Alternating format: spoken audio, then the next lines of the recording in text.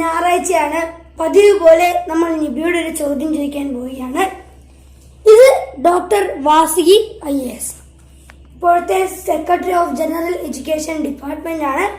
അപ്പോൾ ഈ doctor Vasuki IAS ബന്ധപ്പെട്ടൊരു ചോദ്യമാണ് നിബിയോട് ചോദിക്കാൻ പോകുന്നത്.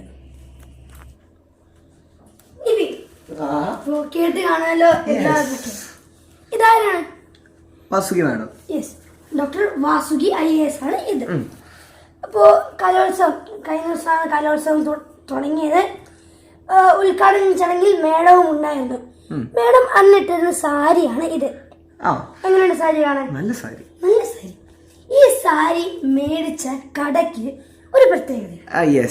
വളരെ നല്ലൊരു പ്രത്യേകത. ഇത് മാഡം സ്വാപ്പ് ഷോപ്പിൽ വാങ്ങിയല്ലേ? യെസ്. സ്വാപ്പ് ഷോപ്പ് എന്താണ്? സ്വാപ്പ് ഷോപ്പ് നമുക്ക് ഉപയോഗിക്കാൻ സാധിക്കാത്ത ഡ്രസ്സോ എന്തെങ്കിലും സാധനങ്ങളൊക്കെ ഉണ്ടെങ്കിൽ അത് കൈമാറുന്നതിനുള്ള ഒരു ഷോപ്പാണ് സ്വാപ്പ് ഷോപ്പ് അല്ലേ? ഇത് എപ്പോഴാ മേടിച്ചെന്നൊക്കെ പറഞ്ഞിട്ടുണ്ടായിരുന്നു. ഇത് എന്താ 8 വർഷം മുന്നേ മാഡം തിരുവനന്തപുരം കളക്ടറായിരുന്നു. ആ കളക്ടറായിരുന്നപ്പോൾ തിരുവനന്തപുരം കോർപ്പറേഷന്റെ നേതൃത്വത്തിലുള്ള ഒരു സ്വാപ്പ് ഷോപ്പ് വരുന്നു. അതിന്റെ ഉദ്ഘാടനത്തിന് പോയപ്പോൾ വാങ്ങിയ സാരിയാണിത് അല്ലേ? യെസ്, അതെ. ഇനി ഒരു കാര്യം കൂടെ, ഈ സ്വാപ്പ് ഷോപ്പും ഈ സാരിയുടെ ഒക്കെ കാര്യം ഇത്തവണത്തെ കലോത്സവത്തിൽ പറയാൻ ഒരു കാരണമുണ്ട്. അതെ, മാഡം ഒരു മെസ്സേജ് തരാൻ ഉദ്ദേശിച്ചത് ഇത്തവണ ഉത്തരവാദിത്ത കലോത്സവമാണ്.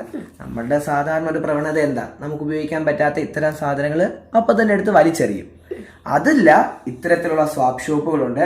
ഇതൊക്കെ കൈമാറാനുള്ള ഒരു അവസരമുണ്ട്. അതൊക്കെ കൂടുതൽ വ്യാപകമാകണമെന്നും അതുപോലെ തന്നെ ഇത്തരം സ്വാപ്പ് ഷോപ്പുകളിൽ നിന്ന് ഈ സെക്കൻഡ് ഹാൻഡ് സാധനങ്ങൾ വാങ്ങുമ്പോൾ അത് നമുക്കൊരു കുറച്ചിലായിട്ടൊക്കെ തോന്നും.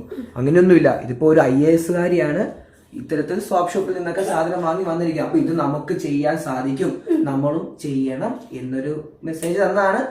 നമ്മൾ ആ മെസ്സേജ് സ്വീകരിക്കണം.